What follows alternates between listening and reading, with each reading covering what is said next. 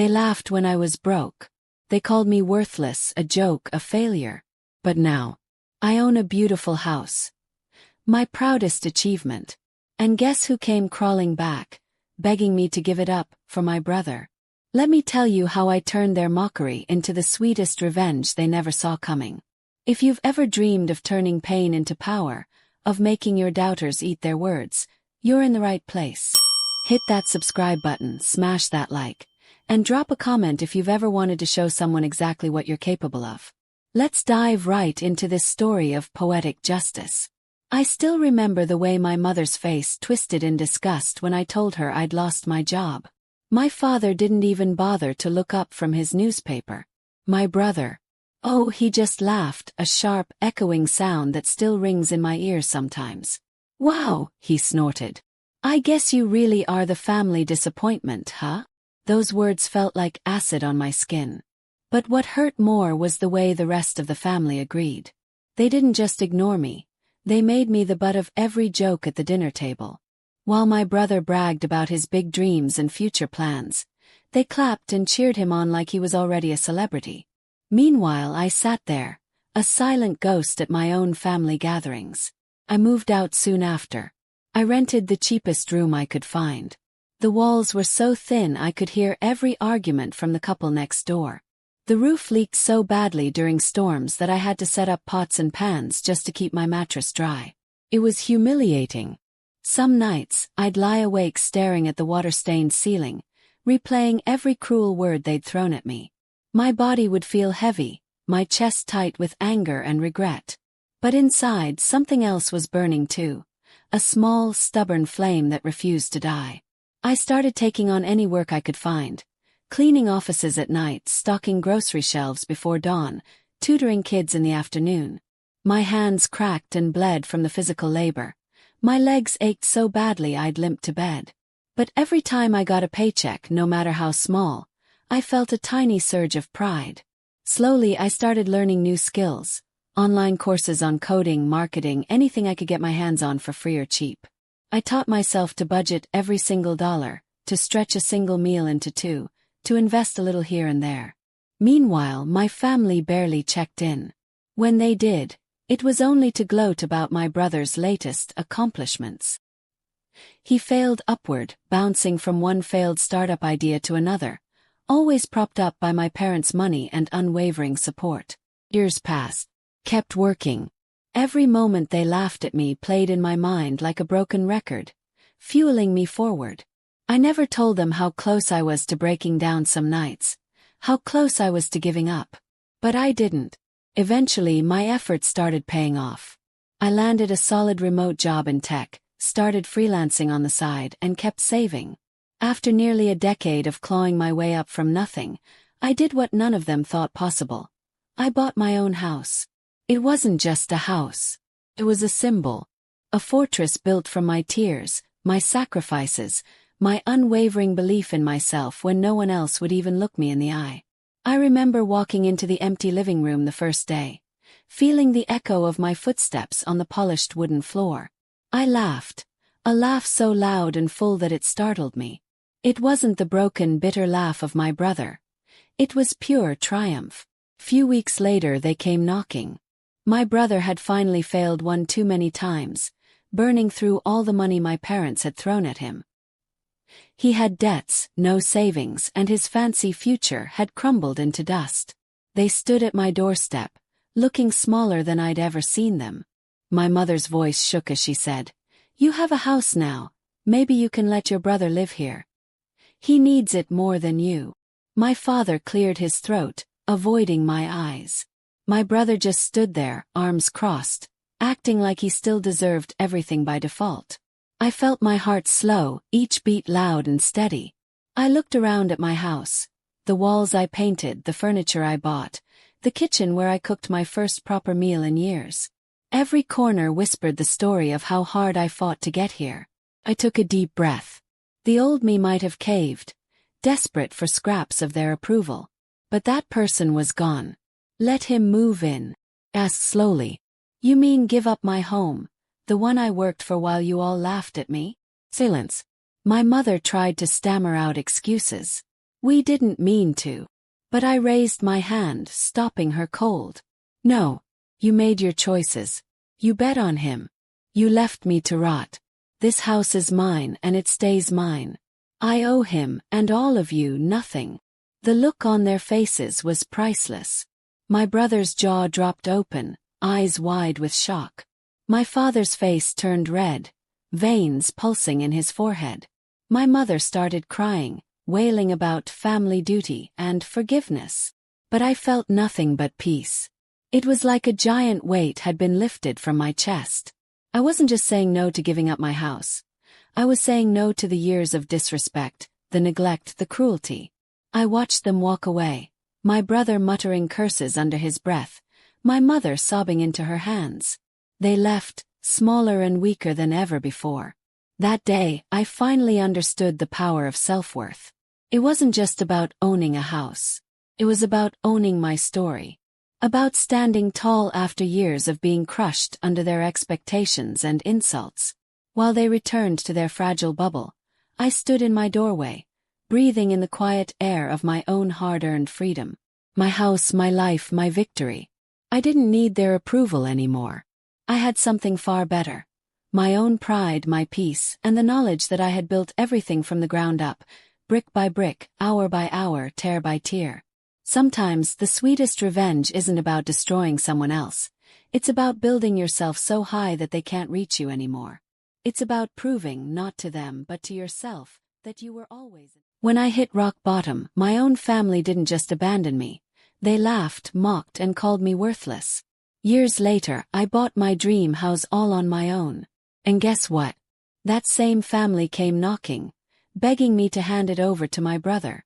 They thought I'd say yes. They were so wrong. If you've ever felt underestimated or betrayed by the people who were supposed to love you the most, this story is for you. Hit that subscribe button, smash that like, and tell me in the comments if you've ever had to prove yourself to those who doubted you.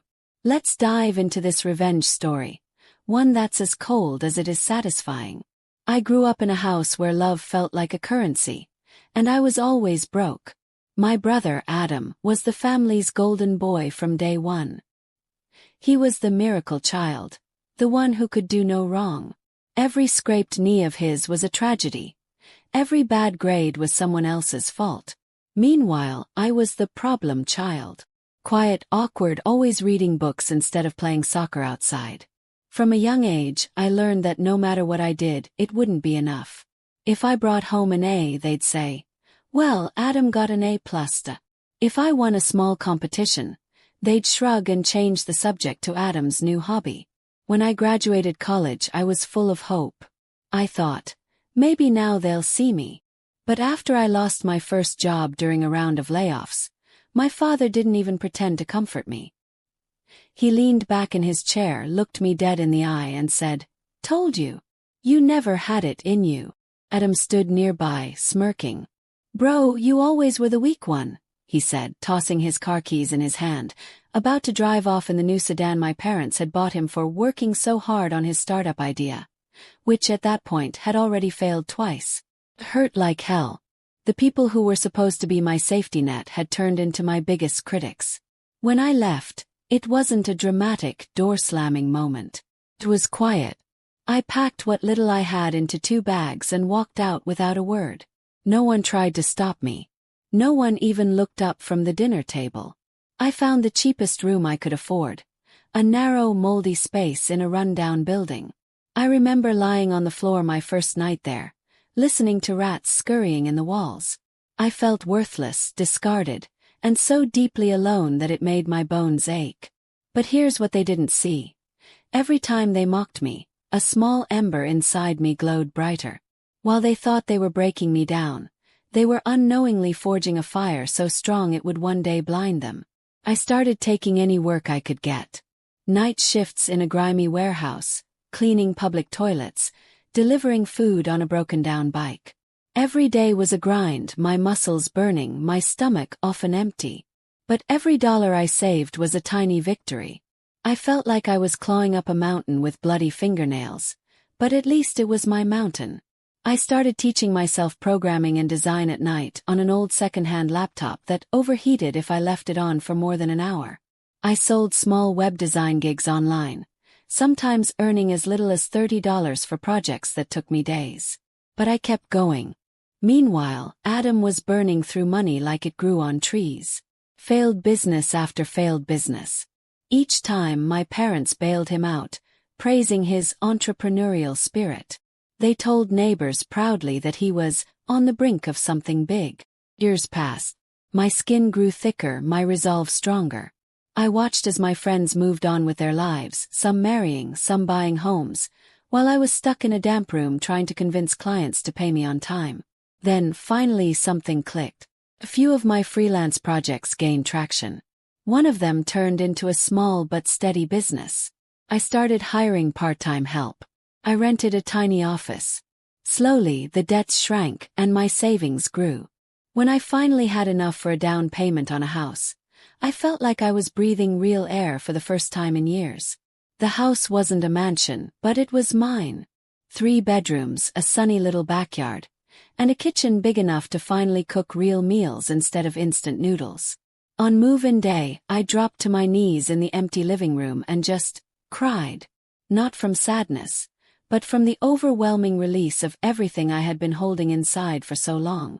It didn't take long for the news to reach my family. Suddenly they were interested again.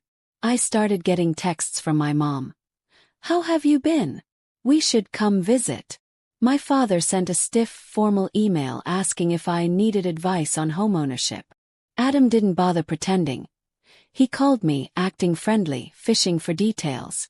I ignored them for a while, savoring my peace. But one Sunday afternoon they all showed up at my front door. No warning. Just standing there on my porch like they owned the place. My mother acted like it was a normal visit, her arms wide open as if she expected a warm hug. My father stood behind her, trying to look stern and authoritative.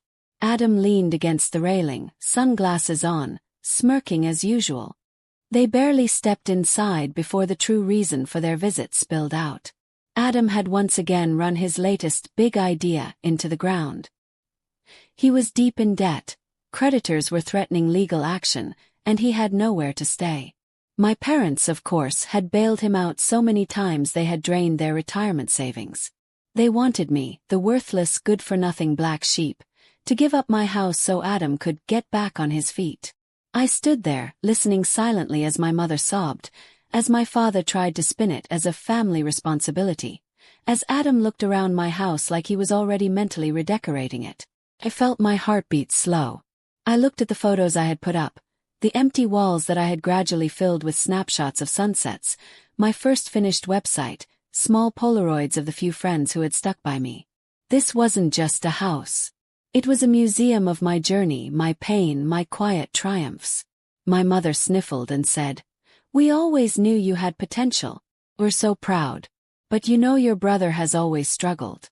You should help him now. That's what family does." I almost laughed. Help him. The same brother who had mocked me to my face for years. The same parents who had treated me like I was invisible. I turned to Adam.